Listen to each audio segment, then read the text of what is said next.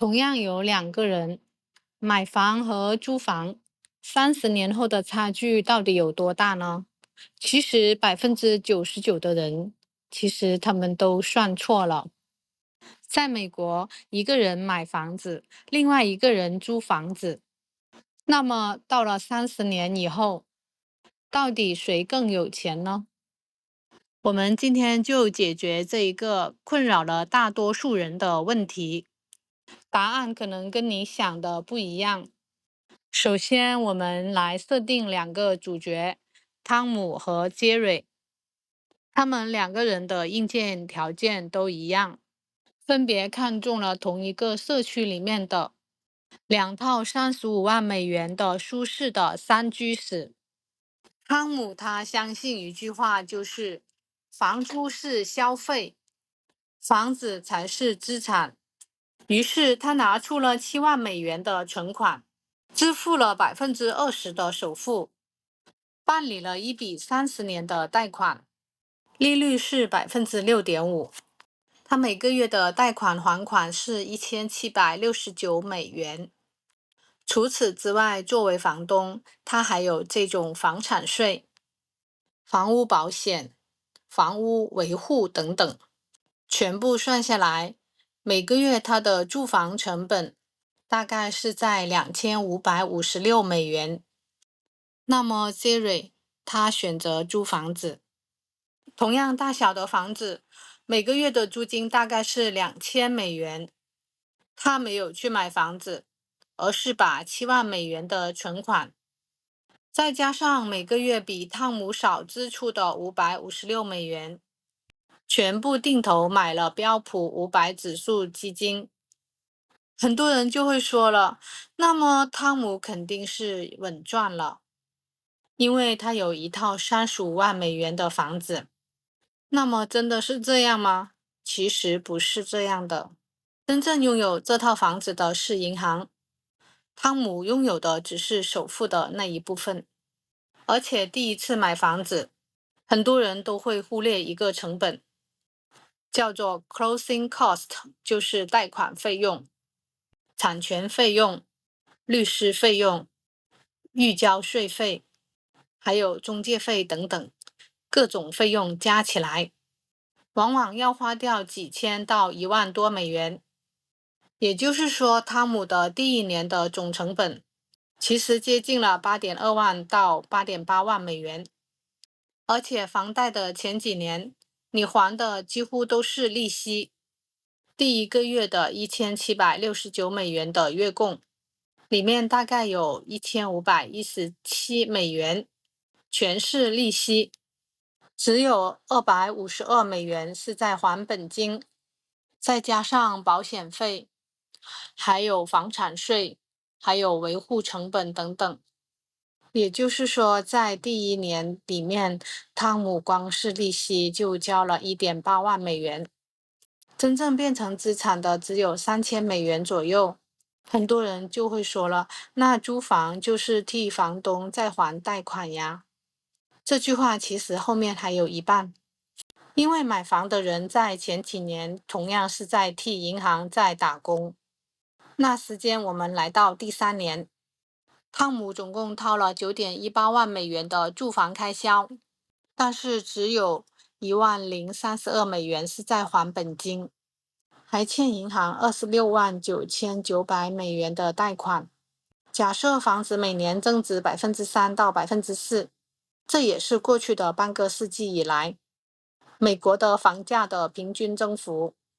那么这套房子现在价值38.3万到39.6万美元，房子的净资产有11.3万到12.6万美元。在这3年里面，汤姆还花了300美元的换热水器，周末还要自己花400美元的材料费补墙皮。如果想把房子卖出套现，还要支付房价的5%到6%的卖家佣金。我们再看看另外一个租房子的杰瑞，3年的时间，他总共交了72000美元的租金。热水器坏了，他只需要给房东打个电话，7万美元的基金按照历史的回报率，涨到了93000美元，再加上每个月定投的收益，又多了27000美元左右。杰瑞这个时候，他的总资产达到了12万美元。在流动的净资产上面，杰瑞目前是领先了。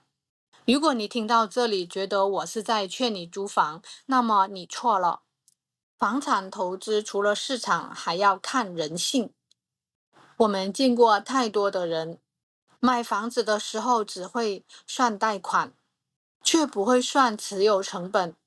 也见过很多租房子的人，嘴上说我要把省下来的钱全部用于投资，结果第一年换了一辆新车，第二年去了欧洲旅游。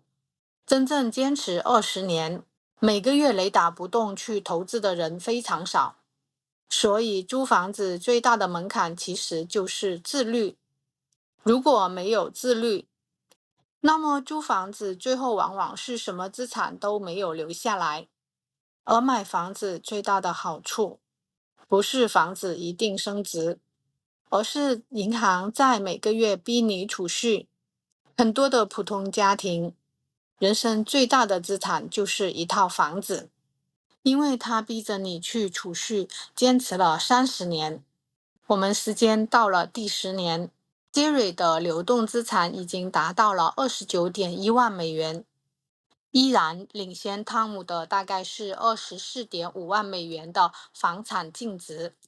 但是转折点开始出现了，杰瑞的房租每年以3%的速度上涨了，现在已经达到了每个月2690美元，几乎和汤姆的总支出一样了。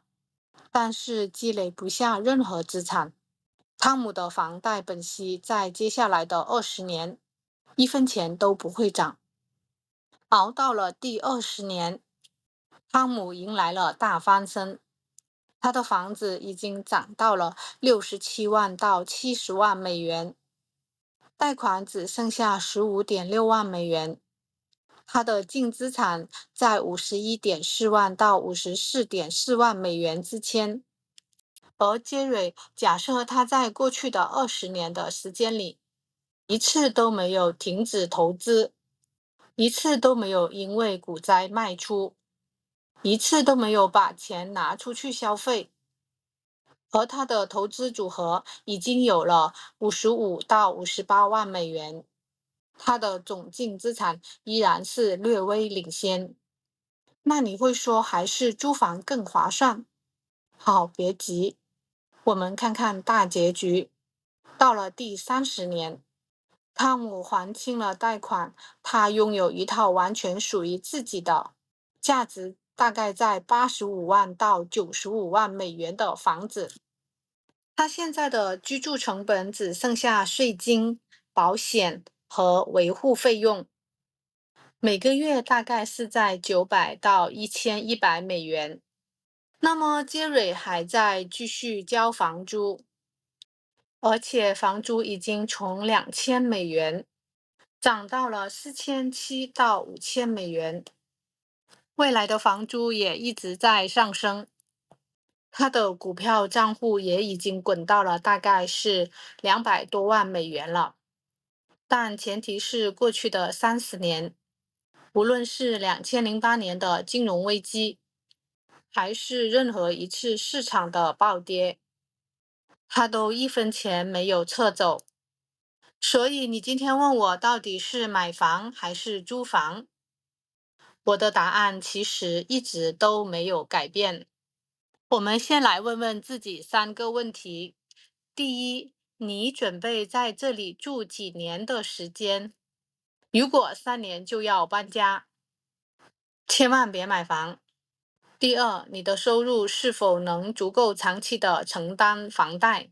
不要为了买房，把自己逼得喘不过气了。第三，如果你选择租房子，你真的能够做到未来的20年，每个月坚持定投，一次都不间断吗？即使股债暴跌30%，或者是腰斩，你也可以忍住不卖出吗？如果你的答案是肯定的，那么租房完全可能比买房更赚钱。但是如果你做不到，那么买房反而更适合普通的家庭。那么最后我想分享一句，就是我的体会。